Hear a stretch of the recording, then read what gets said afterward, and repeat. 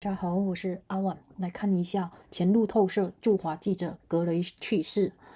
文革期间曾在中国被囚禁2年，到今天已经19个月了。1969年2月21日，身在北京的英国记者安东尼·格雷在看守的监视下，在日记中写道：格雷的遭遇引发轰动，他被单独囚禁在原住所内仅约6平米的房间里，折磨持续了近8个月。这是中国对英国殖民当局在香港监禁8名亲中记者的报复行动。这些记者被指控参与了岛上的反英骚乱。显然，我必须准备迎接又一段漫长的煎熬。路透社记者格雷当天写道：短时间内看不到什么希望。到1969年10月获释时，他已被关押超过2年，在世人眼中成为了中国闭关自守的象征，同时也代表着文化大革命激起的排外狂热以及英国人的顽强坚韧。格雷10月11日在英国诺里奇的一家养老院去世，享年87岁。路透社宣布了他的死讯，称他患有帕金森病。从中国回到英国后，格雷在 BBC 担任播音员和记者，事业有成，创作了10部小说，其中包括以注重细节而备受赞誉的宏大历史题材作品。被囚禁的经历一直困扰着他，被锁在一个小房间里的煎熬岁月仿佛从未停止。从房间的一头到另一头的洗手间只能走8步半。他早些时候写道，看守一直盯着他的牢房曾经是他的司机午休的房间，看守们把窗户涂上了漆，以强化他的隔离状态。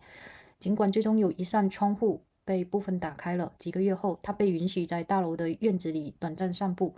在英国同意释放被扣押的8名记者和另外13名中国公民，中国称这些人是报社工作人员之后，他也获释。时年29岁的格雷是路透社资深外派记者。1967年7月21日，他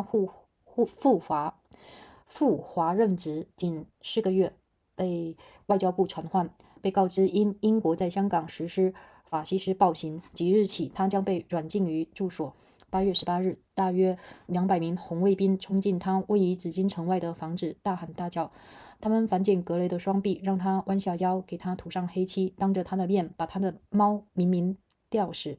当猫的尸体被放下来时，人们大声喊道：吊死格雷，吊死格雷。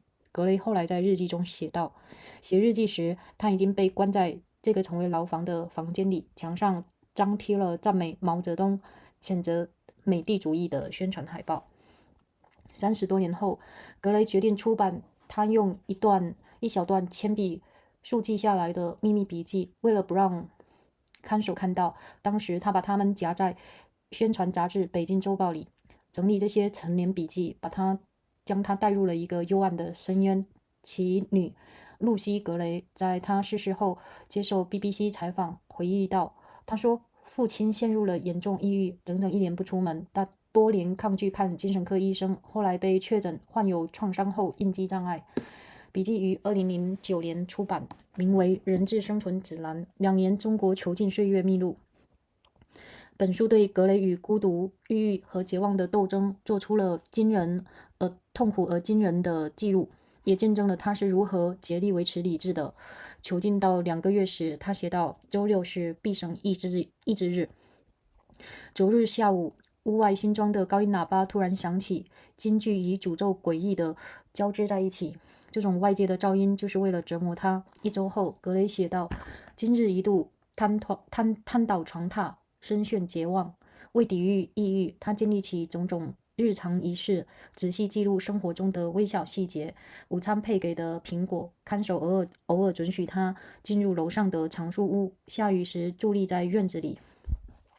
天晓得我是如何撑下来的。他在1968年1月19日写道：只因除我外别无选择，而自觉之念实难设想。我太热爱生命了。英国的家人持续施压，以及那13名被囚禁的中国人获释，终于为他换来了自由。他蹒跚地走出囚室，眨着眼，满脸茫然。他向路透社在伦敦的总经理杰拉德·朗发去一份简短的电报，电报的语言风格完全是经典的新闻电讯语调。格雷自北京电告杰拉尔德·朗，外交部于当地时间15时通知，自1967年7月21日起，行动自由全面恢复。无体无恙，请转为家母。电文完。安东尼·基斯格雷，1938年7月5日生于诺里奇，他是阿尔弗雷德·格雷与阿格尼斯·格雷的2个孩子之一。父亲是给人开车的，母亲在商店工作。父亲离职后，他由母亲抚养长大。安东尼曾就读于诺里奇文法学校，但16岁就离校加入了英国皇家空军。在英国翻译维尔吉作品时培育的叙述热情，使他在1960年退伍后加入了诺里奇的《东方日报》。不久后，他加入路透社，被驻派东柏林，负责东欧地区报道。1967年初，他高兴地接到调令，被派往北京。当时正值毛泽东发动的10年文革之初，他是中国首都仅有的4名外国记者之一，也是唯一的英国人。文革期间，数以百计的中国人遭到迫害。获释后的格雷面色苍白，神情游离，却尽力表现得正常。在单独囚禁2年后突然获释的情绪波动会影响新陈代谢等机能。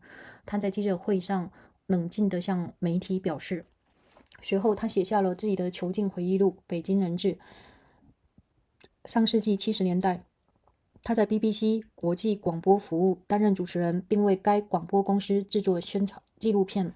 他还写过一部畅销的历史小说《西贡》，讲述20世纪的越南，以及一部非虚构作品《首相曾是间谍》。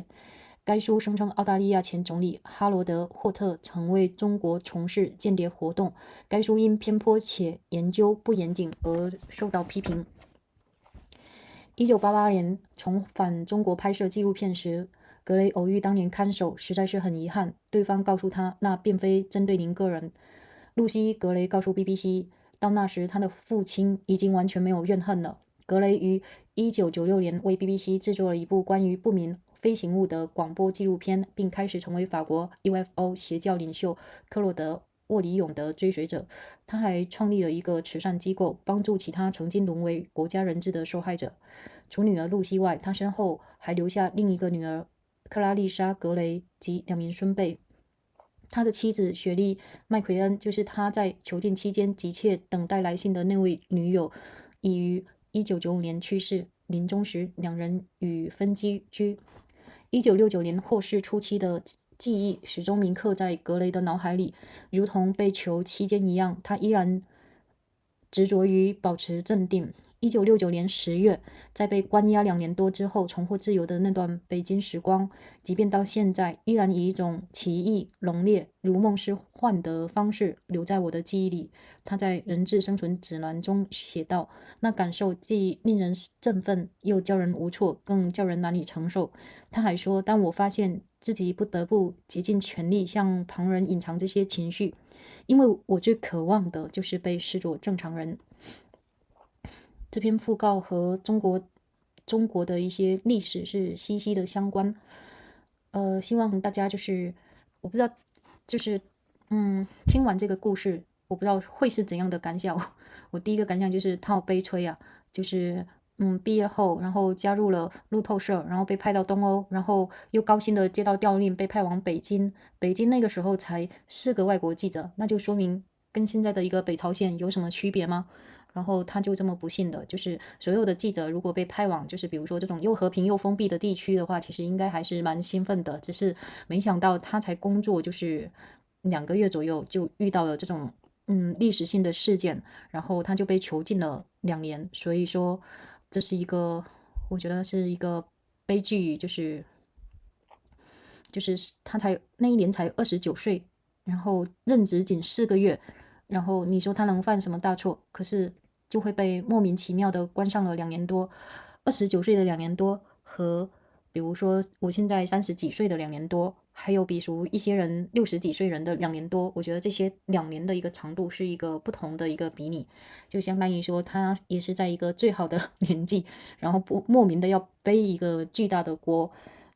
如果可以说什么的话，那就是从1969年到现在，已经有这么多年过去了，那我们究竟能不能文明一点呢？然后，因为最近好像反韩，韩国那边的反中情绪很高涨，然后中日之间的关系又开始对峙了。我感觉就是为什么我们总是要生活在这种紧张之中呢？国家大义是什么？然后你个人的生活又是这回事。Anthony Gray, journalist held hostage by China for 2 years, died at 87. If you haven't subscribed me, just subscribe me and keep your learning. Today it is the 19th month. The British journalist Anthony Gray wrote in his diary in Beijing on February 21, 1969, at Guards Harbour nearby. The headline making ordeal of Mr. Gray, alone and confined to a room 8 feet square in what had been in his house, continued for nearly 8 more months, part of China's retaliation after the British colonial authorities in Hong Kong imprisoned 8 pro-China journalists accused of participating in anti-British riots on the island. Quite clearly, I must look forward to another long haul, Mr. Gray, a Reuters correspondent, wrote that day. There is nothing in the immediate future to hope for. By the time he was released in October 1969, after more than 2 years in captivity, he had become a global symbol of China's isolation, of the anti-foreigner hysteria sparked by China's Cultural Revolution, and of British stiff upper lip stoicism. Mr. Gray died on October 11 in a nursing home in Norwich, England. He was 86. Reuters, which announced his death, said he had Parkinson's disease. After his return to England from China, Mr. Gray had a successful career as a BBC broadcaster and journalist, and wrote 10 novels, including sweeping historical fictions praised for their attention to detail. He remained haunted by his experience in captivity, the harrowing months without end locked in a tiny room. I can only take 8.5 pace from one side of my room to far wall of the washroom, he wrote earlier on. Always the guards are on watch.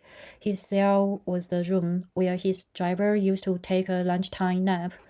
The guards painted up the windows to increase his isolation, though eventually one was partly unblocked. After several months, he was allowed brief walks in the building's courtyard. He was free after England agreed to release the 8 journalists being held, in addition to another 13 Chinese citizens who the Chinese said were newspaper workers.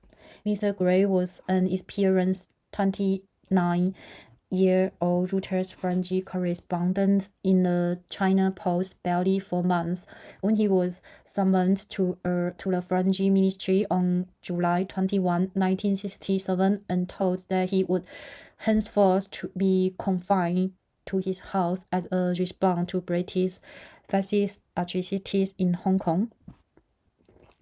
On August 18, some 200 Red Guards burst yelling into the house, located just outside the Forbidden City. They pinned Mr. Gray's arms behind his back, made him bend double, daubed him with black paint, and hung his cat, Miming, on a rope in front of him. When the cat's body was lowered, there were no sounds of hungry, Mr. Gray wrote in his diary later. By then, he had been confined to what was now his cell, plastered with photo propaganda posters extolling Mao Zedong and denouncing U.S. imperialism. More than 30 years later, Mr. Gray decided to put the secret notes he had made in Scotland with a stab of pencil hitting them from his guards beneath the page of Peking Review, a propaganda magazine. It's haunting. The old note took him to a deep, dark place. His daughter, Lucy Gray, recalled in a BBC interview after his death. He went into a severe depression. She said, a year of not leaving the house after years of resisting psychiatrists He was diagnosed with post-traumatic stress disorder. The note was published in 2009 as the Hostage Handbook, the secret diary of the 2-year ordeal in China. They are a remarkable, painful recall of Mr. Gray's struggle against isolation, depression, and despair, and all his fears will to maintain his sanity. Saturday was the day of indomitable will to prevail, he wrote 2 months into his captivity.